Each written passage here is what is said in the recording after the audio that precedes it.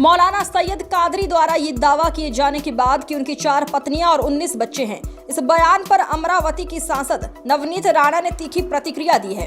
नवनीत राणा ने कहा कि यदि कोई व्यक्ति खुलेआम 4 पत्नियों और 19 बच्चों की बात करता है तो हिंदू समाज को भी कम से कम 3 से 4 बच्चे पैदा करने चाहिए।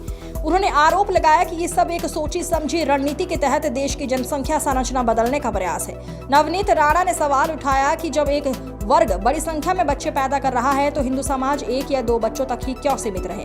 नवनीत राणा के इस बयान पर पुणे कांग्रेस की नेता संगीता तिवारी ने कड़ी आलोचना की है। उन्होंने कहा कि इस तरह के बयान समाज में तनाव और नफरत फैलाने वाले हैं और देश की एकता व सौहार्द के खिलाफ है। आइए देखते हैं इस पूरे मामले पर कांग्रेस नेता संगीता तिवारी ने क्या प्रतिक्रिया दी। देखिए ये वीडियो। Voice of Maharashtra news channel के लिए ब्यूरो चीफ मुन्ना मुजावर की रिपोर्ट। मैं सभी हिंदुओं को आग्रह करूंगी कि ये 19 बच्चे पैदा कर रहे हैं तो हम किमान 3 से 4 बच्चे ये हिंदुस्तान में हम सब हिंदू भाइयों ने बहनों ने हमने करना चाहिए। ये हिंदुस्तान को पाकिस्तान बनाने के राह पे चल रहे हैं तो हमको हमारे हिंदुस्तान से अगर प्रेम होगा, ये 19 बच्चे कर रहे हैं तो हमने जरूर 3 से 4 बच्चे जरूर सबने करने चाहिए। नमस्कार, मी पुण्यावरून संगीता तिवारी। नवनीत राणा आणि पायतान हाना। नवनीत राणा काय बोलू राहिलं तुम्ही, मला काही कळत नाहीये। कोण मौलाना म्हणला की 4 शादी करेंगे, 19 बच्चे पैदा करेंगे, आणि आता तुम्ही म्हणतात की आपण कमीत कमी 4 तर पैदा केले पाहिजे पोरं। राणा मॅडम एक काम करा ना, तुमच्याकडनं सुरुवात करा आणि संदेश द्या दुनियेला। काय लाज वाटते का नाही? तुम्ही काय बोलताय, काय करताय? तुम्ही नेते आहात, तो मौलाना काय बोलला असेल ते बोलला असेल। तुम्ही नेते आहात ना, एका पार्टीच्या अक्कल घाण ठेवली का काय?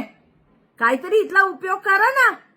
उचलली जीभ लावली टाळ्याला, काही बोलायचं म्हणजे निवडणुकीच्या काळामध्ये काहीतरी हिंदू मुस्लिम करून, काहीतरी एखादा वाद पेटून किती हे करायचं। अति होतंय हो नवनीत राणा। तुम्ही दोघा नवरा बायको रिकाम टेकडेत।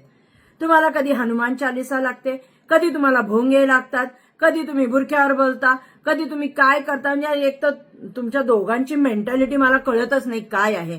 पण एवढं खरंय की तुम्ही दोघंही डोक्यावर पडलेले आहात। कुठं पडलात? डोक्यावर पडलेले आहात। त्यामुळे तुम्हाला लोक सिरियस घेत नाहीत।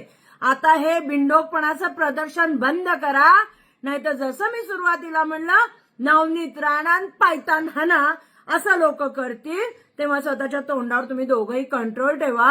ज्यांना काय मुलं पैदा करायची ते करतील, तुम्ही शिकू नका। आणि शिकवायचंच असेल तर पहिलं स्वतःपासून सुरुवात करा, मग पुढे संदेश द्या। कळलं तर ठीक, नाहीतर जय महाराष्ट्र तुम्हाला।